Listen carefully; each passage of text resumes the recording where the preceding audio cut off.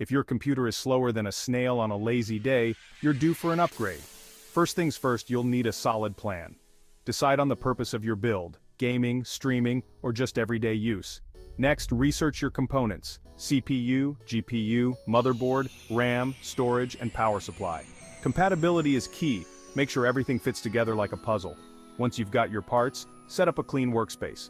Ground yourself to avoid static damage. Start by installing the CPU and RAM onto the motherboard.